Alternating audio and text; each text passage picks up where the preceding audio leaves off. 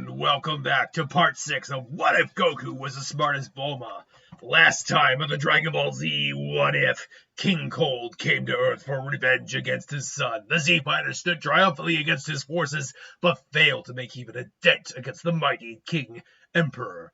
When all hope seemed lost, the death of Red sparked the infernal rage of the Super Saiyan in both Gohan and Goku, and creating the Akari Super Saiyan, obliterating Cold from existence.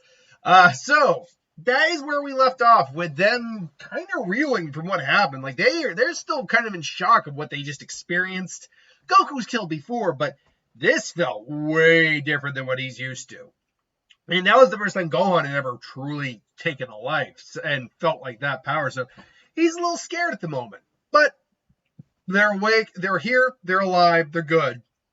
And now they got to get their friends back. Fortunately, Bulma can easily just gather up the Dragon Balls with the Dragon Radar, keep the eyes on ice, and all's good, and bring them back. Except for the fact that Krillin and Chaozu are... well, they're not able to be brought back. They've already been brought back once. The Earth Dragon Balls only are able to resurrect one time. Initially, Dende changed them, I believe, after a few. Was able to upgrade them later or after a while. And as far as we could tell, he was able to upgrade them even further beyond that. So it begs the question, now that the few of them are like Tien, Yamcha, and Radz are back alive, what are they going to do? And everyone's contemplating and thinking. Goku's still just racking his brains over the power he felt. But he's like, what are we going to do? And he remembers something. Radz remembers something about their interaction with Vegeta and Frieza at the time. He mentioned that Piccolo, he called Piccolo a Namekian. What is a Namekian? And Radz explains that the Namekians are an alien race that exists way out beyond the standard, the solar system, and many others, in a different galaxy, no less. They are the ones that created the Dragon Balls. So, and then that's when all dawns on, wait, could we go to Namek and use their Dragon Balls? I suppose it's feasible, but the only issue would be whether or not they'd allow us to use them to begin with. From what I'm told, from what I gathered, Frieza had already been to Namek. We don't even know if the damn planet's still around. I don't know. Maybe Kami might know. And then, so they go up to Kami's lookout and talk to him about it. Yes, my homeworld. I don't know off the top of I can't confirm it's still around, but I can check in with someone. I was like, well, check in with someone? Yes, after the death, I sent Chaozu and Krillin to do some training with someone. They should actually be there already. And he just, it looks like he's talking to himself. Like, King Kai, are you listening? Yes, Kami, yes, I heard you. It's good to hear you, my old friend. Did the two other things I sent you make it this safe? Indeed, in record time, too. My word, you have a strong batch in that planet, Kami. I have something to ask you. Yes, I've been listening in. Planet Namek. When Frieza and his forces did go there to search for the Dragon Balls, they found that they would not work properly. So they left, only leaving a couple occupied. They left the planet, not even bothering to leave any forces there. Because only the Namekians themselves knew how to use the Dragon Balls properly, they use the Dragon Balls continually to resurrect continually use the Dragon Balls to resurrect their fallen people. Unfortunately, the Grand Elder passed away a short time ago, but passed on his abilities to the new Grand Elder Mori. He should be able to. I'll contact him and explain the situation. Hopefully, they'll be amenable to you when they get there. Much appreciated, King Kai. And so they explain what happened, but we still don't know how to get to planet Namek. That is something I can help you with. Popo, if you'd be so kind to show them where my old ship might be. Maybe. Of course, Kami. Follow me. And they go and they find Kami's old ship. And he's like, great. No, but I mean, it's a little cramped in here. I mean, our ship, the Council Corp pod's probably the better option. And Bulma's looking it over because she would. Because even though Goku is as smart as Bulma, just because he's as smart as Bulma does not mean he understands the fine-tune craft of flight, navigation, and travel in that sense. But Bulma definitely could. She's always an engineer. And Goku's definitely learned to do some engineering. After all, he actually modified the capsule ship himself. So he, in theory, could pilot it, but he kind of doesn't want to go. We'll talk about that in a little bit. But Bulma basically says, I can look over the language a little bit, learn it, and then transcribe it into our database, because they did ultimately do that. They got the coordinates and programmed it into the capsule ship. So it takes about, I don't know, a day. They do it. And so Raditz, Tien, and Yamcha are going off into the wild black yonder of space to go and ask for their help with the Dragon Balls. And so you're not coming with us, Goku? No, there's something me and Gohan need to stay and do here. And Raditz, remembering what Goku told him about what happened after the fact, understands, like, we'll see you when we get back, brother. And all right, take care, Raditz. Take care, brother. You too, guys. All of you. Good luck. And they head off into space. So Bulma's like, well, what's going on? I need to talk to Gohan. So he goes, and Gohan's in his room. And he seems okay. He's doing some studying. But Goku's smart. Obviously, he's smart enough to know he's a father, and Bulma's smart. And Bulma's there, too. They can tell there's something wrong with something. Goku knows what it is. Hey, son, how's the... Oh, it's fine, Dad. Well, hey, I was going to do some training. I want to see about trying to figure out what we did in that fight with King Cold. If we can do it, we'll be unstoppable if we can figure out how to do it on command. And Gohan just kind of hesitates a little bit and say, maybe later. I got a lot of work to do. And Goku can see it and say, yeah, no problem. You take your time, Gohan. No rush. And so he goes out of the hallway, and Bulma's like, there's something wrong. I think it's two things. Gohan's never taken a life before. That definitely is probably messing with, definitely not helping. But I think it's that power. It was scary. Even the Ikari form, which is probably what they've dubbed it. Even the Ikari form we take, it was nothing compared to this. And the Ikari mixed in with that form after that. I'm gonna do the best I can to try to access that form again. I'll be in the training chamber. Keep an eye on Gohan. Hopefully he'll be able to get over it. I definitely want him to try. I definitely don't want him to miss out on growing stronger. He's like, right. Bulma gives a reassuring kiss on the cheek or something. Like, he'll be fine. He is our son after all. I was like, that's true. And so Goku, for the amount of time that they will be gone on Namek, will be trying to train with the Super Saiyan form. Now, granted, in this version, it still takes them the same amount of time to get there. I believe it was 9 days. And that means it'd be a 9-day trip back, plus however much time they're spending on the planet. So you're looking at about 2.5 to, let's just round all the way up to 3 weeks. So could Goku, in theory, at least not master Super Saiyan by any stretch, I'm not saying that, but actually get access Super Saiyan and do it manually, basically do it on command?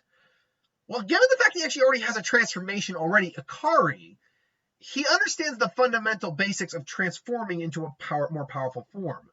So theoretically, actually, yes, he could do that. I will say this, for the sake of at least a fun storytelling point, I will say yes, he at least is able to get the bare bones of transform. It takes him a little bit to power up into it, sure, like doing that instead of just where they can pretty much do it in an instant, come the Android Saga. But no, he can still kind of it takes some time to focus and power up. He's also, but it's still something I think he can do. Plus, he's got to separate how that power feels from how his Ikari power feels. So that does take some effort. But in terms of a bare bones, okay, he's been practicing for about almost a month. Yeah, I think he could get it down. Meanwhile, back to the side plot, or actually back to the main plot, really. Yeah, Goku, you're not the main plot right now. The gang, because they have a gravity chamber in there that can mimic the hyperbolic time chamber, oh yeah, you bet their ass they're getting some training in while they're doing this. And they can crank that thing up to 100 without much difficulty. Raditz, because of coming back to life, basically getting kind of a Zenkai, and being able to do some training, granted, Tien and Yamcha really have to kind of play keep up. They are able to. Raditz is able to get to right around 2 million. Tien is actually about at 500 grand, and Yamcha is actually about 750. Now, why is Yamcha still stronger than Tien? Well, the reason for that is basically that in this version, Tien was weaker than Yamcha. It's just how the cards kind of played out. And that really stems from the fact that Tien really needs to broaden his training methods. Training constantly with just Chiaotzu is not good for growth of power. So that's why Tien kind of is weaker here. But they ultimately make it to Namek, and they step into the area, not realizing, and they didn't see the Frieza ship hovering around Namek. But they get back, and they're looking for the Elder Mori, who was ultimately resurrected with the Dragon Balls. And unfortunately, because Porunga can only resurrect one person at a time, the recovery of the Namekians is slow going. Now, in this version, I do not see the entirety of the Namekian race slaughtered. About 95% of them. There's maybe only a dozen or so of them left, plus Nail, plus including Nail, and including Mori and a few others, and Dende. But the Namekians are still here. It's not the most ideal situation, but they are still here. Unfortunately, because the Namekian year is shorter, and that Mori, when he basically became a new elder, the Dragon Balls reactivated. They are able to grant their wish. They meet him and say, "Oh, hello, you are the ones that King Kai spoke to about." Yes, we are. It's like, I see, and you are, and Raditz realizes that he does look kind of like a Frieza Force member. So, because I imagine what his outfit generally looks like is a kind of a different variant on Vegeta's standard attire. He's got the Saiyan armor on, but I think he's got more like a short sleeve black jumper or whatever it is that Vegeta's wearing, like the solid shirt, the white beater shirt, the solid pants. When I say solid, I mean solid color. But I think like more in black or brown, so a color that more suits him, not blue. And he realized that, yes, I am a former member of Frieza's forces. I see. King Kai said we could trust you, from what I understand, and he is a Kai after all. Because they know, at least in the Namekian text about Super Saiyan gods, they probably at least are aware of Kais.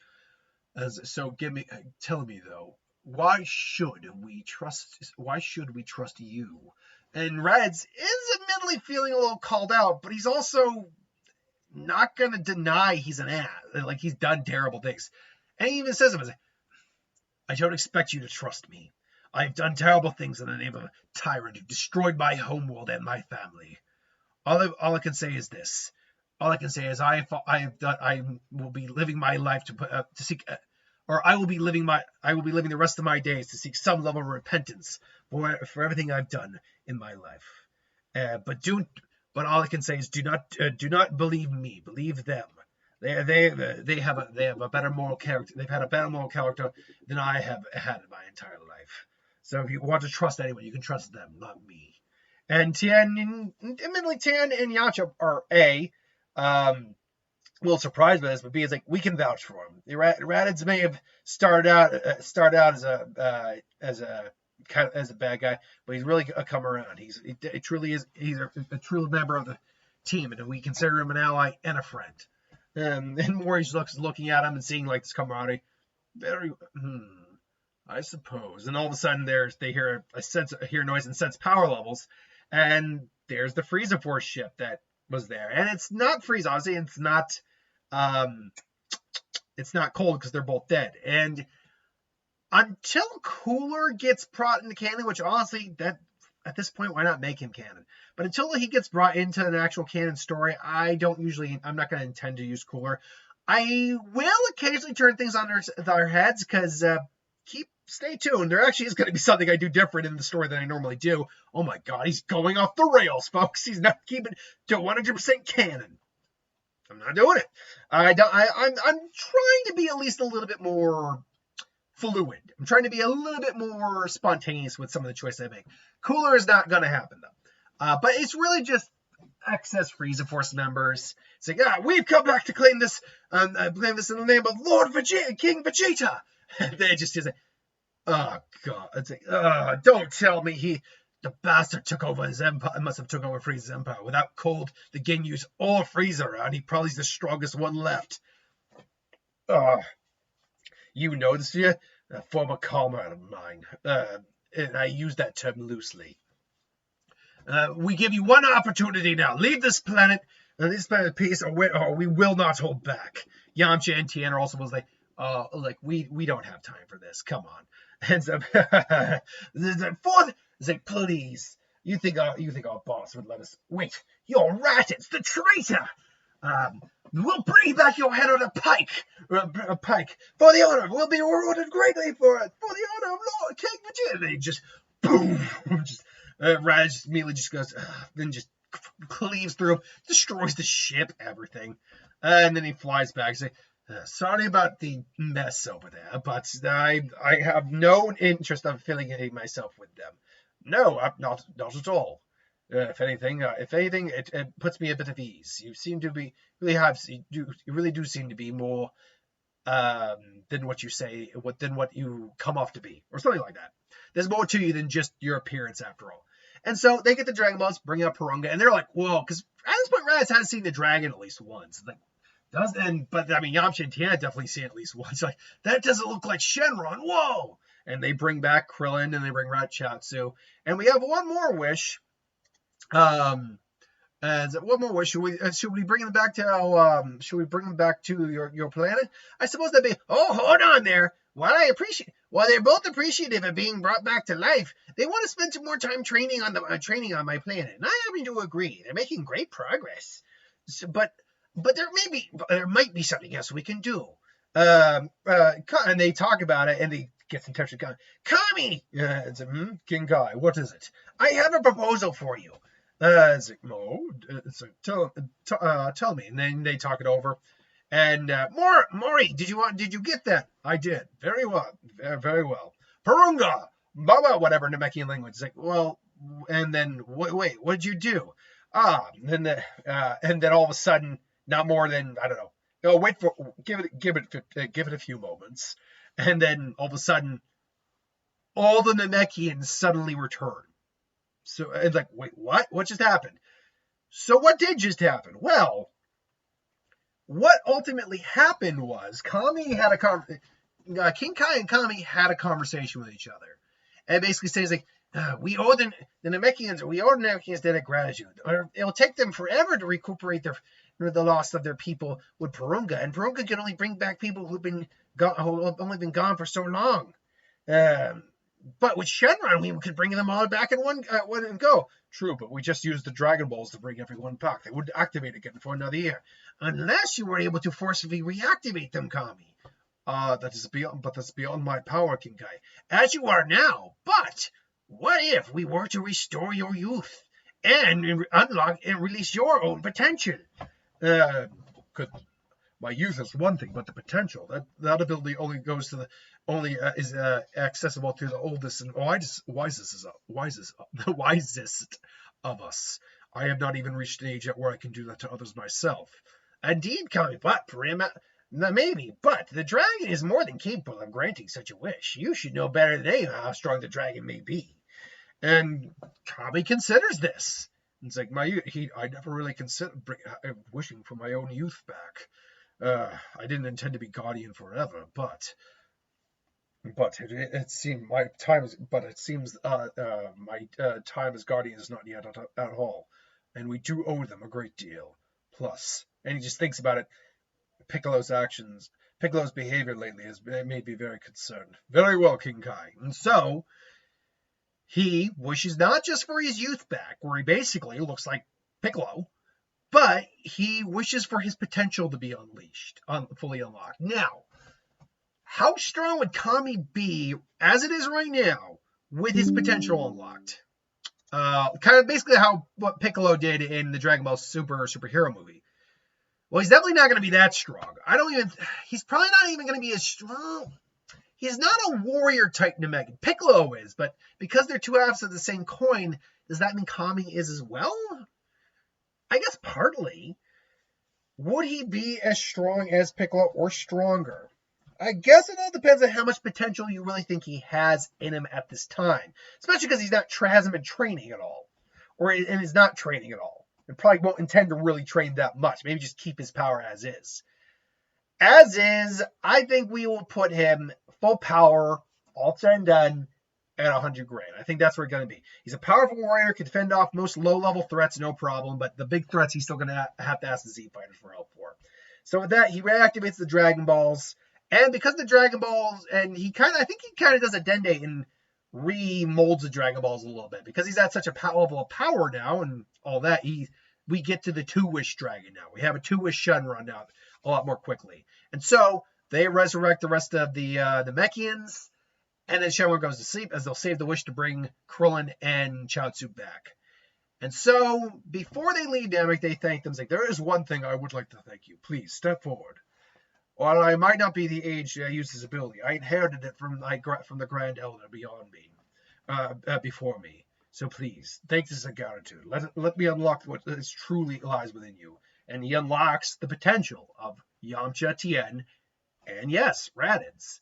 When it's all said and done, given their time back to Earth, that is going to leave them with a power.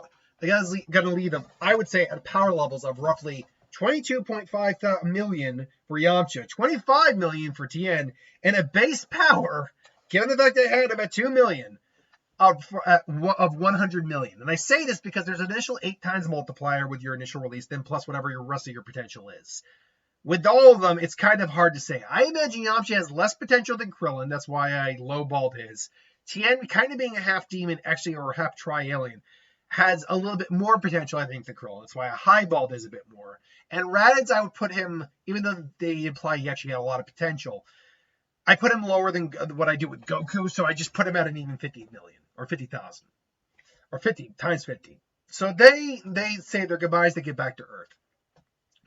And ultimately, they spend some time passes, and ultimately they bring back Krillin and Chaozu. Kami goes out of the way to do it. What's been happening with them? Well, they've been learning the Kaioken.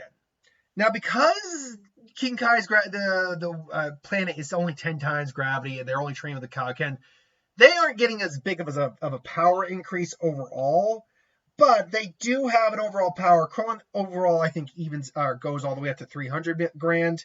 Chaozu is at 20 grand, but Chaozu can use a triple Kaioken without threat, but that's his limitation. Anything beyond that is too painful for his body to handle, but he can still use a triple Kaioken because his body is he's not a martial artist in that sense. But Krillin, I think, can actually do the full Goku at times 10 Kaioken. And so they get back to Earth. They explain everything that happened, that everything will be brought back to Earth, brought back soon. And yeah, awesome. Wait, you've gotten so powerful. Well, I did. Well, they did us a courtesy. As a thank you, they unlocked all our true hidden power.